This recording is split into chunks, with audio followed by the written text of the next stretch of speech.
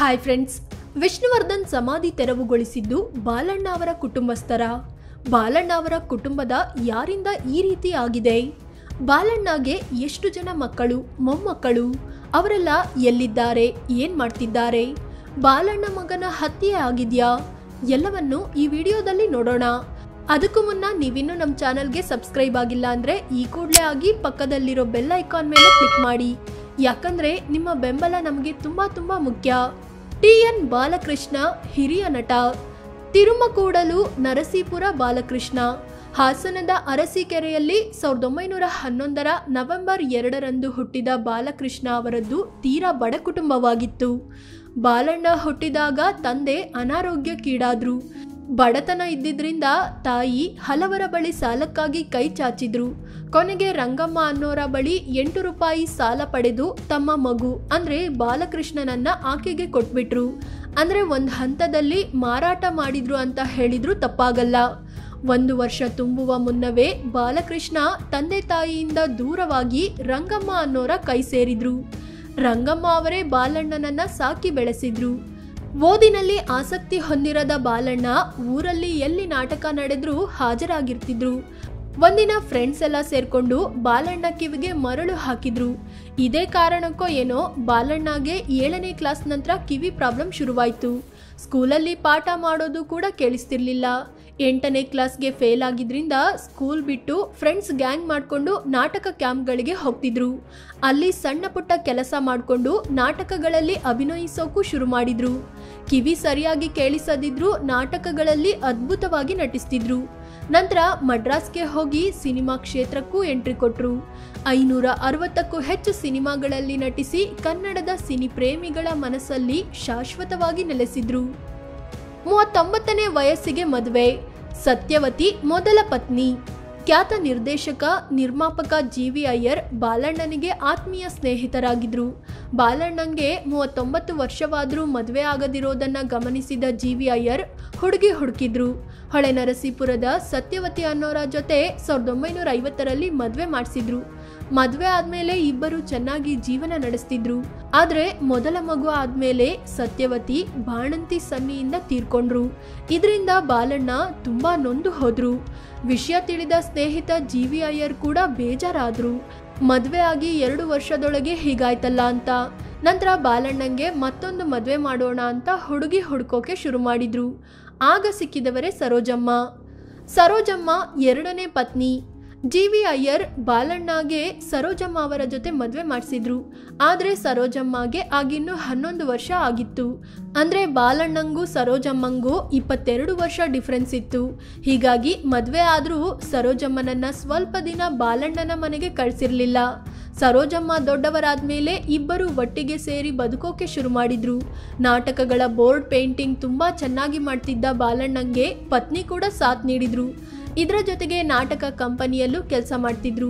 ನಂತರದಲ್ಲಿ ಬಾಲಣ್ಣ ದಂಪತಿಗೆ 2 ಹೆಣ್ಣು 2 ಗಂಡು ಸೇರಿ 4 ಮಕ್ಕಳು ಹುಟ್ಟಿದ್ರು.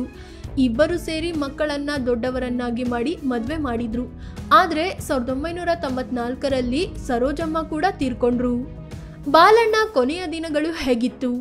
ಪತ್ನಿ ಸರೋಜಮ್ಮ ತೀರಿಕೊಂಡ ಮರುದಿನದಿಂದಲೇ ಬಾಲಣ್ಣ ಡಿಪ್ರೆಷನ್ಗೆ ಹೋಗ್ಬಿಟ್ರು.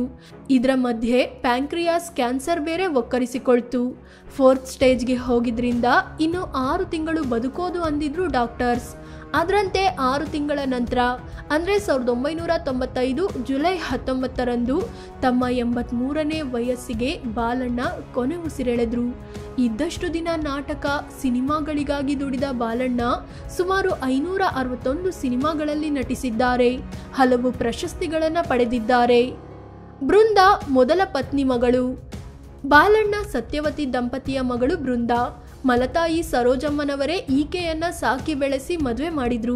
ಸದ್ಯ ಚೆನ್ನೈನಲ್ಲಿ ವಾಸವಿರುವ ಬೃಂದಾ ಇದುವರೆಗೂ ಎಲ್ಲೂ ಕಾಣಿಸಿಕೊಂಡಿಲ್ಲ. ಭಾರತಿ ಮಗಳು. ಬಾಲಣ್ಣ ಸರೋಜಮ್ಮ ದಂಪತಿಗೆ 4 ಮಕ್ಕಳು. ಅವರಲ್ಲಿ ಮೊದಲನೆಯವರು ಮಗಳು ಭಾರತಿ. ಇವರ ಬಗ್ಗೆ ಹೆಚ್ಚಿನ ಮಾಹಿತಿ ಇಲ್ಲ. ಸದ್ಯ ಚೆನ್ನೈನಲ್ಲಿದ್ದು ಎಲ್ಲೂ ಕಾಣಿಸಿಕೊಂಡಿಲ್ಲ. ಗೀತಾ ಬಾಲಿ ಮಗಳು. ಬಾಲಣ್ಣ ಸರೋಜಮ್ಮ ದಂಪತಿಯ 2ನೇ ಮಗಳು ಗೀತಾ ಬಾಲಿ. ತಂದೆ ಬಾಲಣ್ಣ ಜೊತೆ ಹೆಚ್ಚು ಕಾಲ ಕಳೆದವರು ಗೀತಾ ಬಾಲಿ. ತನ್ನ ತಂದೆಯ ಕೊನೆಗಾಲದಲ್ಲಿ ಜೊತೆಗಿದ್ದವರು ಕೂಡ ಇವರೇ. ಇವರು ಮದುವೆ ಆಗಿದ್ದು ಫ್ಯಾಮಿಲಿ ಕೌನ್ಸಿಲಿಂಗ್ ಜೊತೆ ಸಮಾಜ ಸೇವೆಯಲ್ಲಿ ತೊಡಗಿಸಿಕೊಂಡಿದ್ದಾರೆ. ಇವರಿಗೆ ಓರ್ವ ಮಗಳಿದ್ದು BE ಮಾಡಿ ಕಂಪನಿಯೊಂದರಲ್ಲಿ ಕೆಲಸ ಮಾಡ್ತಿದ್ದಾರೆ. ಗಂಡನ ಜೊತೆ ಡೆಲ್ಲಿಯಲ್ಲಿ ವಾಸವಿದ್ದಾರೆ. ಮೀಡಿಯಾಗಳಲ್ಲಿ ಹೆಚ್ಚಾಗಿ ಕಾಣಿಸಿಕೊಳ್ಳೋದು ಗೀತಾ ಬಾಲಿ ಒಬ್ಬರೇ. ಗಣೇಶ್ ಮಗ. ಬಾಲಣ್ಣ ಸರೋಜಮ್ಮ ದಂಪತಿಯ 4 ಮಕ್ಕಳಲ್ಲಿ 3ನೇ ಅವರು ಮಗ ಗಣೇಶ್. ತಂದೆ ಬಾಲಣ್ಣ ತೀರಿಕೊಂಡ್ಮೇಲೆ ಅವರ ಕನಸಾಗಿದ್ದ ಅಭಿಮಾನ್ ಸ್ಟುಡಿಯೋ ನೋಡಿಕೊಳ್ತಿದ್ದು ಇವರೇ. ಆದರೆ ಕಳೆದ ವರ್ಷ ಅಂದರೆ 2024 ಏಪ್ರಿಲ್ 5ಕ್ಕೆ ಗಣೇಶ್ ಹೃದಯಾಘಾತದಿಂದ ತೀರ್ಕೊಂಡ್ರು. ಆದರೆ ಇದು ಸಹಜ ಸಾವಲ್ಲ, ಕೊಲೆ ಅಂತ ಇವರ ಅಕ್ಕ ಗೀತಾ ಬಾಲಿ ಆರೋಪಿಸಿದ್ದಾರೆ. 10 ಎಕರೆ ಆಸ್ತಿಗಾಗಿ ಈ ಕೊಲೆ ನಡೆದಿದೆ ಅಂತ ದೂರಿದ್ದಾರೆ. ಅಂದಹಾಗೆ ಗಣೇಶ್ಗೂ ಮದುವೆಯಾಗಿ 35 ವರ್ಷದ ಮಗ ಇದ್ದಾನೆ. ಆದರೆ ಗಣೇಶ್ ತನ್ನ ಹೆಂಡತಿ ಮಗನಿಂದ ದೂರ ಇದ್ರಂತೆ. ಶ್ರೀನಿವಾಸ್ ಮಗ. ಬಾಲಣ್ಣ ಸರೋಜಮ್ಮ ದಂಪತಿಯ ಕೊನೆಯ ಮಗ ಶ್ರೀನಿವಾಸ್. ಇವರು ಸಹ ತೀರಿಕೊಂಡಿದ್ದು ಇವರ ಬಗ್ಗೆ ಮಾಹಿತಿ ಇಲ್ಲ. ಇವರಿಗೆ ಕಾರ್ತಿಕ್ ಅನ್ನೋ ಮಗ ಇದ್ದು ತಾತ ಬಾಲಣ್ಣನ ಆಸ್ತಿಗಾಗಿ ಕಿರಿಕ್ ಮಾಡ್ತಿದ್ದಾರೆ. ತನ್ನ ದೊಡ್ಡಪ್ಪ ಗಣೇಶ್ಗೆ ಮದುವೆ ಆಗಿಲ್ಲ, ಅವರಿಗೆ ಮಕ್ಕಳಿಲ್ಲ. ಅವರ 10 ಎಕರೆ ಆಸ್ತಿ ನನಗೆ ಸೇರ್ಬೇಕು ಅಂತ ಕೋರ್ಟ್ ಮೆಟ್ಟಿಲೇರಿದ್ರು. ಅಭಿಮಾನ್ ಸ್ಟುಡಿಯೋದಲ್ಲಿ ವಿಷ್ಣುವರ್ಧನ್ ಸಮಾಧಿ ಕೆಡವಿಸಿದ್ದು ಕಾರ್ತಿಕ್ ಅಂತಲೇ ಹೇಳಲಾಗ್ತಿದೆ. ಡಾಕ್ಟರ್ ರಾಜ್ಗೆ ಕನ್ನಡ ಕಲಿಸಿದ ಗುರು ಬಾಲಣ್ಣ. ಬಾಲಣ್ಣ 8ನೇ ಕ್ಲಾಸ್ 2 ಸಲ ಫೇಲ್ ಆಗಿದ್ರು. ಕನ್ನಡವನ್ನ ಚೆನ್ನಾಗಿ ಓದ್ತಿದ್ರು, ಬರೀತಿದ್ರು. ಆಶ್ಚರ್ಯ ಅಂದ್ರೆ ಡಾಕ್ಟರ್ ರಾಜ್ಕುಮಾರ್ ಅವರಿಗೆ ಸ್ವಚ್ಛ ಕನ್ನಡ ಕಲಿಸಿದ ಗುರು ಈ ಬಾಲಣ್ಣ ಆಗಿದ್ರು.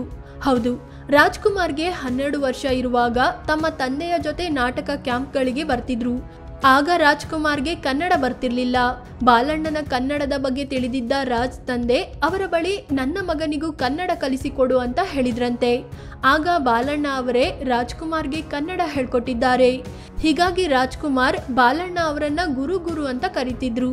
ನಂತರ ಬಾಲಣ್ಣ ಅಂತ ಕರೆಯೋಕೆ ಶುರು ಮಾಡಿದ್ರು. ಆಮೇಲೆ ಇಬ್ಬರು ಸ್ನೇಹಿತರಾದ್ರು. ಒಟ್ಟೊಟ್ಟಿಗೆ ಹಲವು ನಾಟಕ, ಸಿನಿಮಾಗಳನ್ನ ಮಾಡಿದ್ರು. ರಾಜ್ಕುಮಾರ್ರ ಬಹುತೇಕ ಸಿನಿಮಾಗಳಲ್ಲಿ ಬಾಲಣ್ಣ ನಟಿಸಿದ್ರು. ಅಂದಹಾಗೆ ಬಾಲಣ್ಣ ಡಾಕ್ಟರ್ ರಾಜ್ಕುಮಾರ್ಗಿಂತ 11 ವರ್ಷ ದೊಡ್ಡವರಾಗಿದ್ರು. ಅಭಿಮಾನ್ ಸ್ಟುಡಿಯೋ ಕತೆ ಏನು?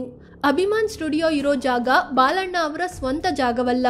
1970ರಲ್ಲಿ ಸರ್ಕಾರದ ಕಡೆಯಿಂದ ಅವರಿಗೆ 20 ಎಕರೆ ಜಾಗವನ್ನ ನೀಡಲಾಗಿತ್ತು. ಆಗ ಆ ಜಾಗದಲ್ಲಿ ಅಭಿಮಾನ್ ಸ್ಟುಡಿಯೋ ನಿರ್ಮಿಸಬೇಕು, ಅದು ಬಿಟ್ಟು ಬೇರೆ ಯಾವುದಕ್ಕೂ ಆ ಜಾಗವನ್ನ ಉಪಯೋಗಿಸಬಾರ್ದು, ಮಾರಬಾರ್ದು ಅಂತ ಷರತ್ತು ಹಾಕಿತ್ತು. ಆದರೆ ಬಾಲಣ್ಣ ವ್ಯವಸ್ಥಿತವಾಗಿ ಸ್ಟುಡಿಯೋ ನಿರ್ಮಿಸಲೇ ಇಲ್ಲ. 2003ರಲ್ಲಿ ಬಾಲಕೃಷ್ಣ ಅವರ ಮಕ್ಕಳು 10 ಎಕರೆ ಜಾಗವನ್ನ ಮಾರಿದ್ರು. ಅಭಿಮಾನ್ ಸ್ಟುಡಿಯೋ ನಿರ್ಮಾಣಕ್ಕೆ ದುಡ್ಡು ಬೇಕು, ಅದಕ್ಕೆ ಮಾರಾಟ ಮಾಡಿದ್ದು ಅಂತ ಹೇಳ್ಕೊಂಡ್ರು.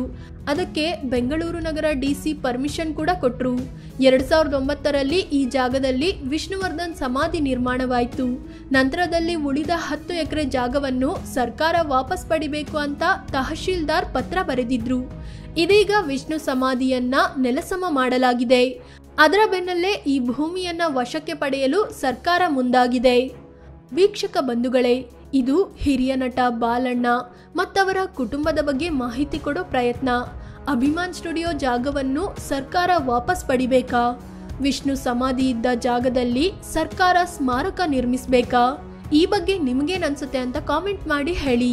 ಹಾಗೆ ನೀವಿನ್ನೂ ನಮ್ಮ ಚಾನಲ್ಗೆ ಸಬ್ಸ್ಕ್ರೈಬ್ ಆಗಿಲ್ಲ ಅಂದರೆ ಈ ಕೂಡಲೇ ಆಗಿ ಪಕ್ಕದ ಬೆಲ್ ಐಕಾನ್ ಮೇಲೆ ಕ್ಲಿಕ್ ಮಾಡಿ. ಧನ್ಯವಾದ.